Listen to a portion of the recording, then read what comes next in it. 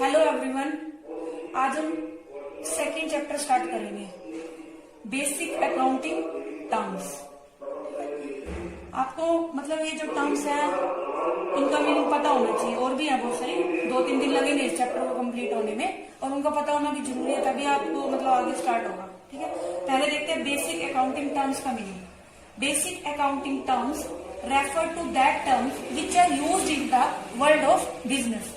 It means ये वो term है जो आप ऐसे कह सकते हो व्यवसाय में यूज की जाती है।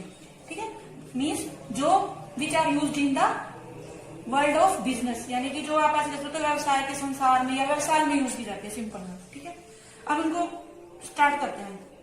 पहले एक एग्जाम्पल देते हैं छोटा सा। सपोज करो ये कोई बंदा है, ठीक है, इसने सोचा कि ना मैं बिजनेस स्टार्ट करता हूं कोई भी। ठीक है, इसको लो या आप खुद भी देख लो, अगर आप बिजनेस स्टार्ट करना चाहते हो तो क्या करोगे, आपको क्या चाहिए? पहले तो आप ये सोचोगे मैं किस में बिजनेस करूं, मतलब मुझे क्या बिजनेस करना चाहिए। ठीक है, सपोज करो ये करता है क्लोथ्स का बिजनेस करता है, और क्लोथ्स में भी क्या करता है, साड़ीज का। ठीक है, सोच लिया इसने, सबसे पहले इसने सोच लिया कि मैं साड़ी का बिजनेस करूंगा। ठीक है, अब दूसरा उसको बिजनेस स्टार्ट करने के लिए क्या चाहिए, पता ही आपको, पैसा। हरी पत्ते के बिना कोई काम नहीं चलता है। ठीक है, तो ये इसने क्या किया, स्टार्ट करने के लिए इसको क्या चाहिए, पैसा। इसने कितना लगा दिया, सपोज करो इसने कितना लगा दिया, 5 लाख। 5 लाख कैश लगा दिया। ठीक है, मतलब उसमें भी उसने बिल्डिंग ले ली, 5 लाख, मतलब उसमें सब कुछ ले लिया उसने, फर्नीचर वगैरह जो भी था उसको सेटअप करने के लिए। उसके बाद उसने क्या लिया, साड़ीज खरीदी। सपोज करो उसने 2 लाख की साड़ीज अपने उसमें डाल ली शॉप में। ठीक है, तो जो ये चीज इसने लगाई है, ये जो 5 लाख रुपए लगाए, और जो ये 2 लाख की साड़ीज लगाई, जो साड़ीज है ना, साड़ी, ये इसके लिए गुड्स है। और जो ये इसने लगाया है ना पैसा, ये क्या है, कैपिटल है। ठीक है, और जो जिस बंदे ने लगाया है वो क्या है, ओनर। ठीक है, ओनर वैसे हम क्या बोलते हैं, प्रोप्राइटर बोलेंगे इसको अकाउंट्स में। क्या बोलेंगे, प्रोप्राइटर। ठीक है, ये 3 टर्म्स हम देखो दोबारा देते हैं। अब देखो सबसे पहला है कैपिटल। कैपिटल क्या होता है, capital refers to that amount which are invested by the proprietor, यानी जो भी पैसा ओनर ने लगाया या प्रोप्राइटर ने लगाया वो क्या है, capital. Capital refers to that amount which is invested by the proprietor. इस एग्जांपल से देखो ये कौन है, बंदा प्रोप्राइटर, इसने 5 लाख रुपए लगाया, वो कैपिटल है। और गुड्स यानी जिस चीज में वो डील कर रहा है, जिसका वो बिजनेस कर रहा है, वो उसके लिए क्या है, उसकी गुड्स है। ठीक है, ये 3 टर्म आप मेरे अकॉर्डिंग समझ चुके होंगे। प्रोप्राइटर, तो प्रोप्राइटर कौन होगा, this amount refers to that person who invest the money, या मनी कह लो, अमाउंट कह लो। ठीक है, जो बंदा है लगाने वाला वो कौन है, प्रोप्राइटर, और जो अमाउंट लगाया है वो कैपिटल है। और जिस चीज में वो बिजनेस कर रहा है, बिजनेस जिस चीज में वो डील कर रहा है, वो उसके लिए क्या है, गुड्स है। ठीक है, ये मुझे आ गया होगा आपको समझ। अब देखो नेक्स्ट है, प्रोप्राइटर हो गया, नेक्स्ट देखिए ड्रॉइंग्स।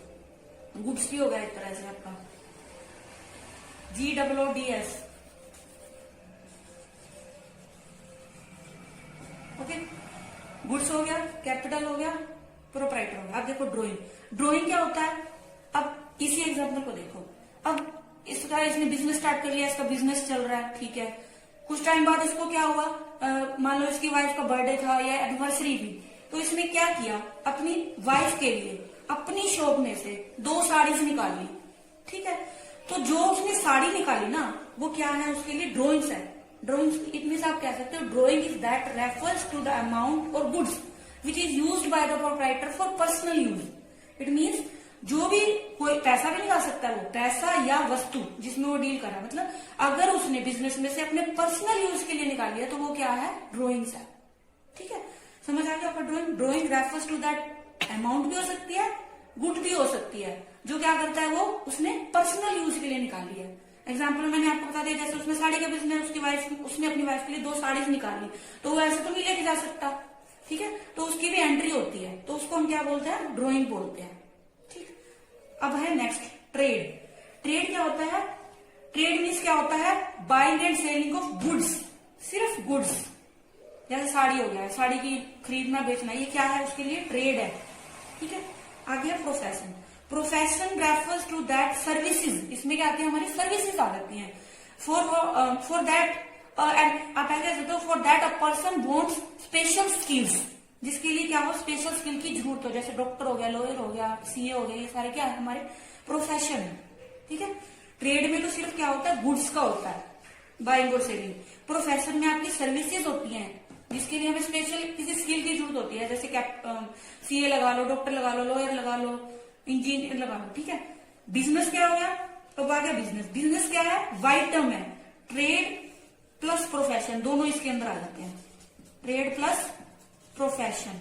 इसमें बैंक भी आ गया आपका, शॉप्स भी आ गई, जो भी बिजनेस इंस्टीट्यूट है, ऑर्गेनाइजेशन, सब इसके अंदर आ गया, यानी ये वाइड टर्म है, दोनों ही इसके अंदर इंक्लूड हो जाते हैं, ठीक है।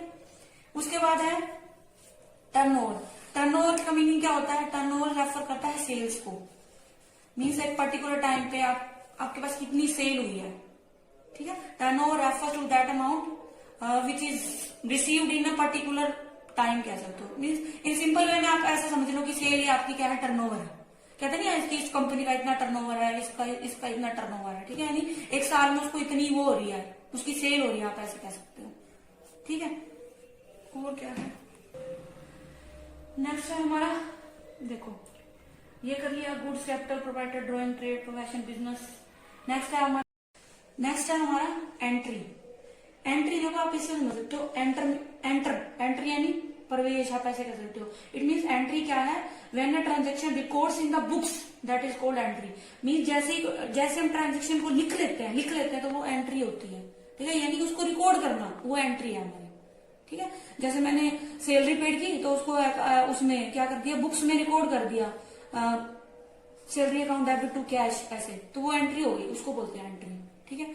नेक्स्ट है डिस्काउंट। डिस्काउंट क्या होता है, डिस्काउंट छूट होता है, यानी इसका मतलब क्या होता है, रिडक्शन इन द अमाउंट, यानी कि पैसे में आप ऐसे कह सकते हो, कीमत में कमी कह लो, मतलब बाइंग और, ठीक है। या आप ऐसे कहते हो, discount refers to the reduction which is given by the seller to the buyer, okay.